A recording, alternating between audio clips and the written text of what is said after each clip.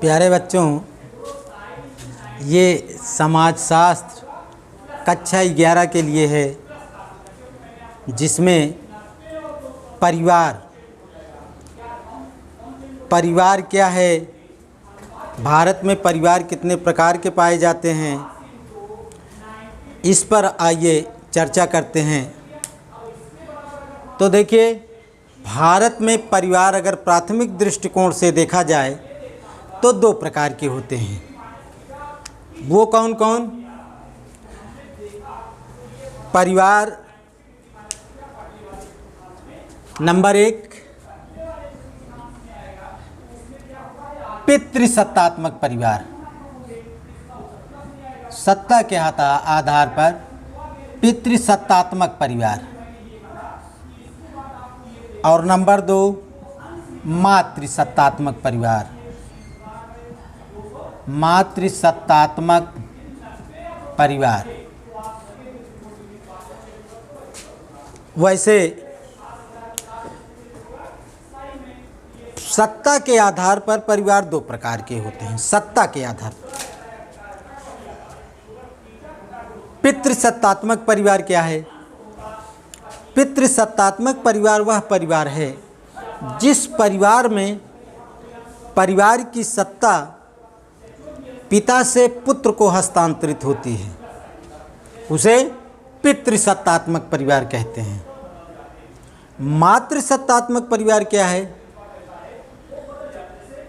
उस परिवार की सत्ता जो माता से पुत्री को प्रदान होती है, उसे मातृसत्तात्मक परिवार कहते हैं।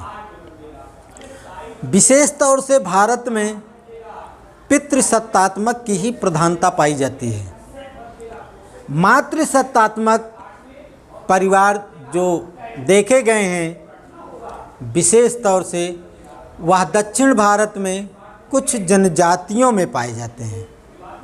यानी जनजातियों में, जैसे असम की जो जनजातियां हैं, नायर, खासी, या जो त्रिपुरा, मेघालय आदि क्षेत्रों में फैली हुई हैं, जयंतिया की पहाड़ियों के पास जो जनजातियां हैं, गारो, खासी, जयंतिया, इन सब के पास जो जनजातियां पाई जाती हैं, उनमें मातृसत्तात्मक परिवार पाए जाते हैं। पूरे उत्तर प्रदेश या पूरे भारत में जो परिवार का वारिस होता है वह पुत्र ही होता है, जबकि भारत के संविधान में यह बात नहीं कही गई है। भारत के संविधान में लड़का और लड़की दोनों बराबर हैं। अगर पिता चाहे तो वह परिवार की सत्ता पुत्री को भी दे सकता है, लेकिन ज़्यादातर मात्रा में यही देखने को मिलता है कि भारत में पितृसत्तात्मक की ही प्रधानता होती है, यानी पिता से ज्येष्ठ पुत्र को सत्ता हस्तांतरित होती है। तो सत्ता के आधार पर दो प्रकार के परिवार पाए जाते हैं, पितृसत्तात्मक परिवार और मातृसत्तात्मक परिवार। इसके अलावा और परिवार कितने प्रकार के होते हैं? वो दो ही प्रकार के होते हैं। परिवार दो प्रकार के होते हैं। वो कौन से हैं? एक है संयुक्त परिवार। संयुक्त परिवार। और दूसरा नाभिक परिवार या केंद्रीय परिवार। केंद्रीय परिवार। दो प्रकार के परिवार पाए जाते हैं। तो संयुक्त परिवार के विषय में जो समाजशास्त्री इरावती कर्वे हैं या IP देसाई हैं, इन्होंने इसे जिस ढंग से परिभाषित किया है वह कुछ अलग ही है। वैसे भारत में लगभग 70% जनसंख्या गांव में निवास करती है।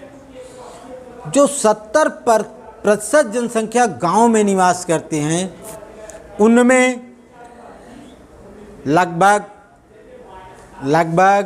65% जनसंख्या संयुक्त परिवार के ही रूप में रहती है।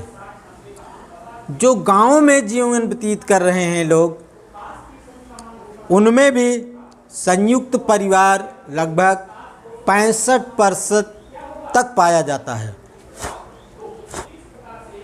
संयुक्त परिवार की परिभाषा क्या है?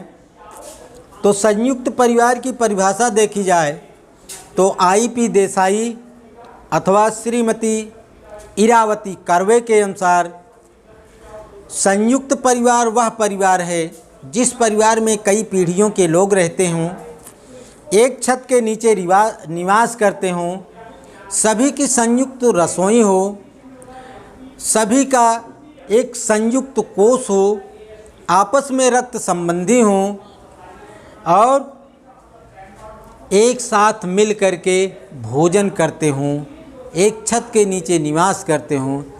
इस प्रकार से मिलकर के बने परिवार को संयुक्त परिवार कहते हैं। दूसरा है केंद्रीय परिवार। ये केंद्रीय परिवार क्या है? तो देखिए, केंद्रीय परिवार वह परिवार है जिस परिवार में पति पत्नी एवं उनके अविवाहित बच्चे निवास करते हों। पति पत्नी एवं उनके अविवाहित बच्चे, इसको केंद्रीय परिवार कहते हैं, या इसको और कई नामों से जाना जाता है। इसको एकल परिवार भी कहते हैं, नाभिक परिवार भी कहते हैं, केंद्रीय परिवार भी कहते हैं, मूल परिवार भी कहते हैं। तो दो प्रकार के परिवार पाए जाते हैं, संयुक्त परिवार और एकल परिवार। संयुक्त परिवार की प्रथाएं सबसे ज़्यादा भारत के ग्रामीण क्षेत्रों में पाई जाती हैं और एकल परिवार की परंपरा भारत के शहरी क्षेत्रों में अधिक मात्रा में देखने को मिलती है। जर्मनी, फ्रांस, अमेरिका आदि देशों में देखा जाए तो एकल परिवार ही पाए जाते हैं। ऐसा क्यों? क्योंकि इन देशों में जब बच्चा थोड़ा बहुत जिम्मेदारी समझने लगता है, तो चूंकि भाई ये सब देश विकसित देश हैं, हर व्यक्ति के पास कोई ना कोई रोजगार, कोई ना कोई फैक्ट्री, कोई ना कोई कारखाना जरूर होता है। वह एक कारखाना उसको दे देता है और कहता है जाओ उसको संभालो। वहाँ पर जो विवाह की प्रथा भी है वह भारत या एशिया के और देशों से थोड़ा हट करके है। उन सब में क्या है कि जो धनी देश हैं उनमें विवाह का जो सिस्टम है कुछ और है। वहाँ पर एक तरह से कहा जाए तो लव मैरिज ज़्यादा चलते हैं विदेशों में। फिलहाल तो भारत के संदर्भ में देखा जाए तो जब तक एकल परिवार के अंतर्गत जब तक लड़के का विवाह नहीं हो जाता है तब तक वह एकल परिवार कहलाता है। अगर एक भी बच्चे का विवाह हो गया और वो अपनी पत्नी के साथ यदि मूल परिवार में ही रहने लगता है तो उसको संयुक्त परिवार की संज्ञा दे दी जाती है। तो संयुक्त परिवार और केंद्रीय परिवार। संयुक्त परिवार भारत की आदि परंपरा रही है और रहेगी भी। संयुक्त परिवार की प्रथा बहुत पहले से चली आ रही है, वैदिक काल के पहले से चली आ रही है और आज भी इसको देखा जा सकता है। पहले संयुक्त परिवार है, उसके बाद एकल परिवार है। तो संयुक्त परिवार और केंद्रीय परिवार ये परिवार हैं। अब अगर देखा जाए तो परिवार के और भी प्रकार हैं। एक विवाही परिवार, बहुविवाही परिवार, एक स्थानीय विवाह परिवार, बहुस्थानीय परिवार, पितृस्थानीय परिवार। हाँ, इस तरह से परिवार की कई श्रेणियां हैं।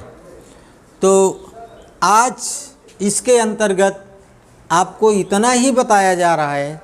अगले टर्न पर और परिवार की क्या श्रेणियां हैं उसके बारे में बताएंगे।